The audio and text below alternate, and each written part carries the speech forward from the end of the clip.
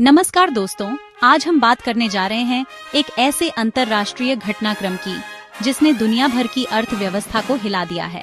Shanghai सहयोग संगठन यानी SCO की बैठक के बाद भारत और चीन के बीच जो रिश्तों में तल्खी थी वो अब कम होती नजर आ रही है और अब संकेत मिल रहे हैं कि भारत और चीन मिलकर अमेरिकी टैरिफ पॉलिसी का जवाब देने की तैयारी में है।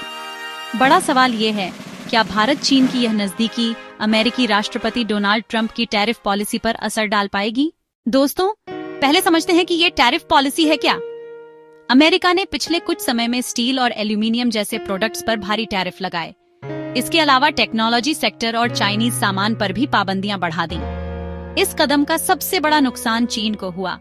वहीं भारत के लिए भी अमेरिका ने कुछ प्रोडक्ट्स पर टैरिफ बढ़ाए, जिससे भारतीय निर्यातकों की मुश्किलें बढ़ गईं। अमेरिका का तर्क है कि यह उसके राष्ट्रीय हित और अमेरिकी नौकरियों की सुरक्षा के लिए जरूरी है, लेकिन असल में इसका असर पूरी दुनिया की सप्लाई चेन और व्यापार पर पड़ रहा है। SCO की बैठक के बाद भारत और चीन के रिश्तों में नई गर्माहट देखने को मिली। भारत और चीन दोनों ही उभरती हुई अर्थव्यवस्थाएं हैं। दोनों देशों के पास मिलकर काम करने की बहुत संभावनाएं हैं, चाहे वह ट्रेड हो, टेक्नोलॉजी हो या एनर्जी सेक्टर। SCO मीटिंग में दोनों देशों ने एक साझा एजेंडा बनाने के संकेत दिए, जिसमें अमेरिका की टैरिफ पॉलिसी को काउंटर करना भी शामिल हो सकता है। चीन पहले से ही अमेरिका के साथ ट्रेड वॉर में उलझा हुआ है। भारत भी अमेरिकी टैरिफ और वीजा पॉलिसी के कारण दबाव महसूस कर रहा है।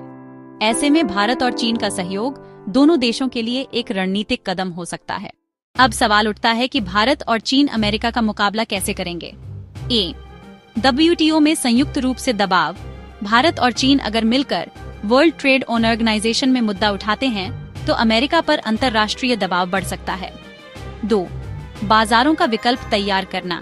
भारत और चीन मिलकर अपने बाजारों को एक दूसरे के लिए खोल सकते हैं। यानी अगर अमेरिका से आयात निर्यात महंगा हो रहा है तो दोनों देश मिलकर वैकल्पिक रास्ता निकाल सकते हैं। 3. टेक्नोलॉजी और इनोवेशन में सहयोग। अमेरिका जिस तरह टेक्नोलॉजी कंपनियों पर दबाव बना रहा है, भारत और चीन मिलकर टेक सेक्टर में साझेदारी कर सकते हैं। अब सबसे अहम सवाल, क्या इससे ट्रंप की पॉलिसी बदल जाएगी? अगर भारत और चीन साथ आते हैं तो यह अमेरिकी कंपनियों पर सीधा असर डालेगा, क्योंकि दोनों ही देश दुनिया के सबसे बड़े कंज्यूमर मार्केट हैं। अमेरिकी कंपनियां जैसे कि टेक्नोलॉजी, फार्मा और मैन्युफैक्चरिंग सेक्टर इन बाजारों पर बहुत निर्भर हैं।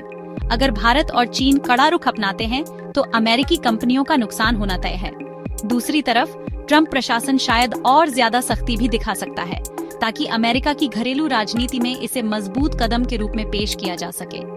तो असर तो जरूर होगा, लेकिन वह असर किस दिशा में जाएगा, ये अभी कहना मुश्किल है।